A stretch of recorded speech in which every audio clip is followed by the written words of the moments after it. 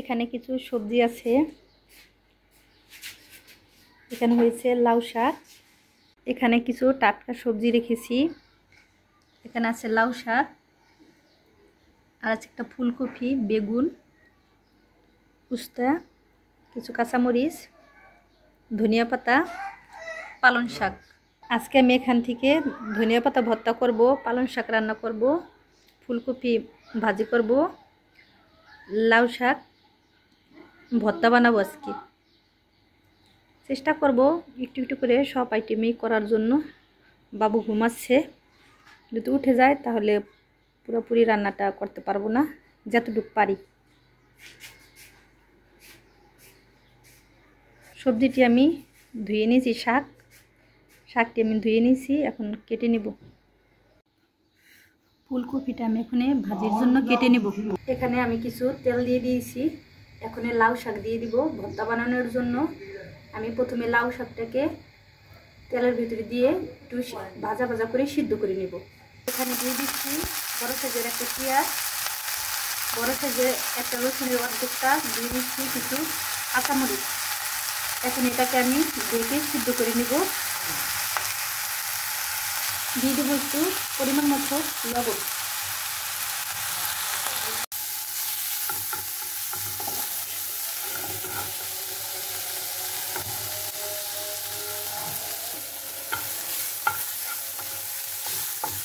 লাউ শাকটা এখানে আমার সিদ্ধ হয়ে গিয়েছে। এখানে আমি লাউ শাকটা সাইডে রেখে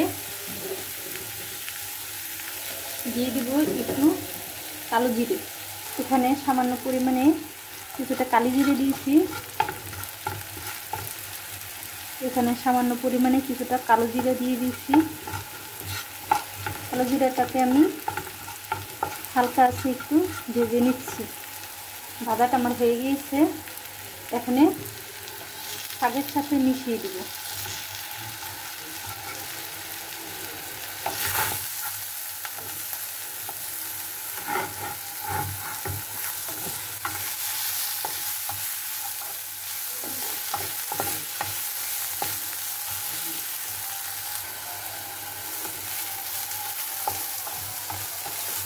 এখানে আমার শাকটা ভাজা ভাজা হয়ে গিয়েছে, কালো জিরাটাও হয়ে গিয়েছে ভাজা। এখানে ভর্তার জন্য তুলে নেব। ভর্তার জন্য আমার শাকটা রেডি। ভর্তার জন্য কিছু শুকনো মরিচ ভেজে নিচ্ছি।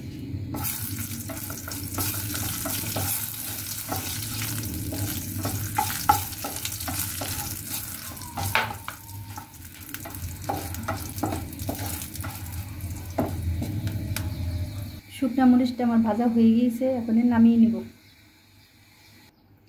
এখানে নিয়ে নিয়েছি আমি বড় সাইজের একটা উস্তাটাকে আমি কেটে ভেজে নেব ভর্তা করার জন্য।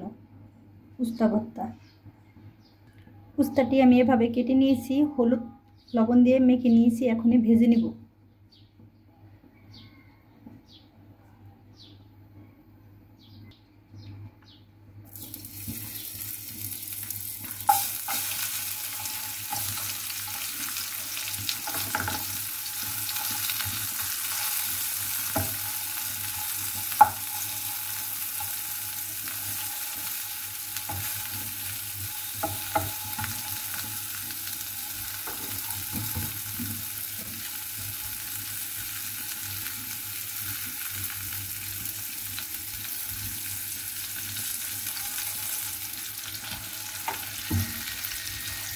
উস্তার বিচিটি আমি ফেলে দেইনি, বিচিটি আবাতে, এই কারণে বাটি হলে ফেলে দিবেন।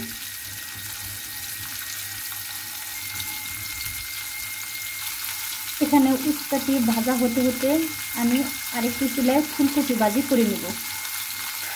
ফুলকপি ভাজির জন্য এখানে আমি প্রথমে দিয়ে দিয়েছি কিছুটা তেল, তারপর বড় সাইজের একটা তেল দিয়ে দিয়েছি। ফুলকপি ভাজির জন্য আমি দিয়ে দিয়েছি তেল, আর দিয়ে দিয়েছি বড় সাইজের একটা পেঁয়াজ, আদা রসুন বাটা। পেঁয়াজটা একটু হালকা ভাজা হয়ে গেলে দিয়ে দিব। এখানে আমি ফুলকপি ভাজির জন্য দিয়ে দিয়েছি, আমি করে নিচ্ছি ফুলকপি ভাজি।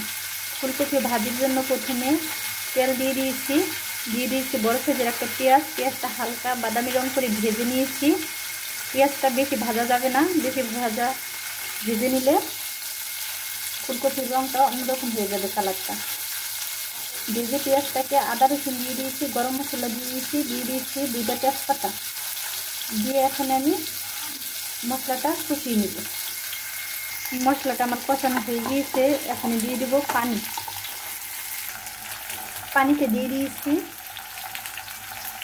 এখন ফুলকপি দিয়ে দেব।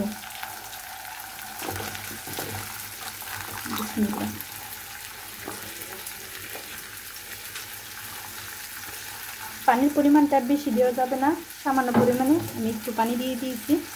বেশি দিলে ফুলকপিটার ভাজি ভালো লাগবে না খেতে।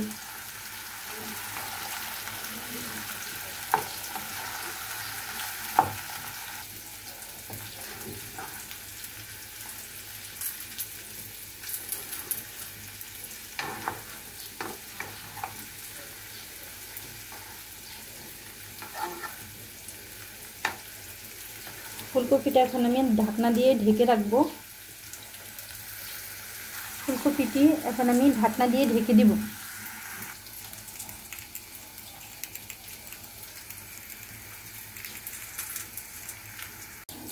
এখানে আমার উস্তাটা ভাজা হয়ে গিয়েছে, এখন উল্টিয়ে নিব।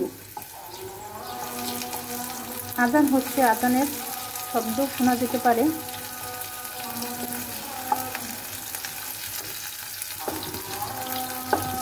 এভাবে আমি উস্তা ভর্তা বানিয়ে নিই সবদিনে। এই উস্তা ভর্তাটা ডায়াবেটিস রোগীদের জন্য খুবই উপকারী খেতে। উস্তাটি আমার ভাজা হয়ে গিয়েছে, এখন এক এক করে সব উস্তাগুলো আমি তুলে নিচ্ছি।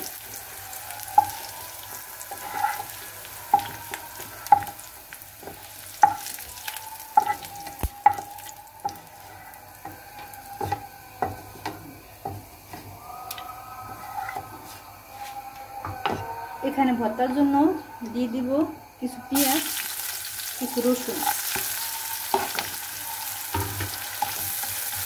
হালকা একটু ভেজে নিব। পেঁয়াজ রসুনটা পুরোপুরি লাল করে ভেজে নিব না, এতে ভর্তাটা খেতে ততটা মজা লাগে না।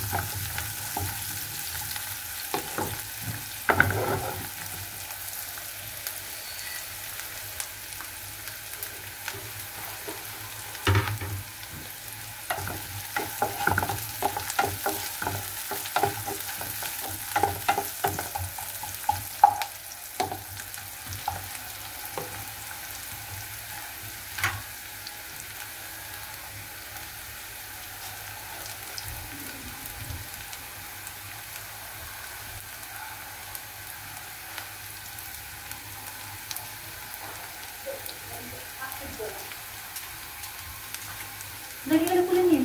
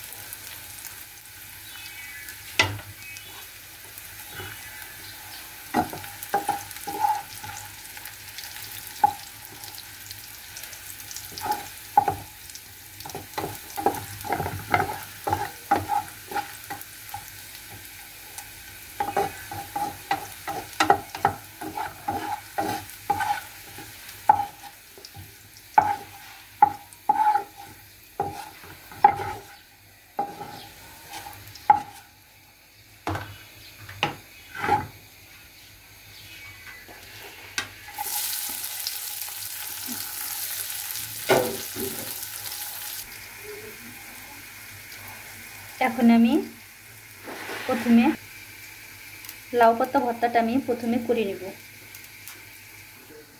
লাউ ভর্তাটা আমার বানানো হয়ে গিয়েছে, লাউ পাতা ভর্তাটা আমার বানানো হয়ে গিয়েছে। এখন তুলে নিব। এখন আমি করে নিব উস্তা ভর্তাটা। প্রথমে উস্তাটাকে দিয়ে দিয়েছি, এখন বেটে নিব। দিয়ে দিচ্ছি শুকনো মরিচ, কাঁচা মরিচ। দিয়ে দেবো এখানে ভেজে রাখা পেঁয়াজ আর রসুন। উস্তা ভর্তাটা আমার বানানো হয়ে গিয়েছে। এভাবে ভালো করে বেটে নেবেন। যে কোনো ভর্তা যদি ভালোভাবে বাটা হয় তাহলে খেতে খুবই মজা হয়। এখন আমার ভর্তাটাকে আমি তুলে নেব।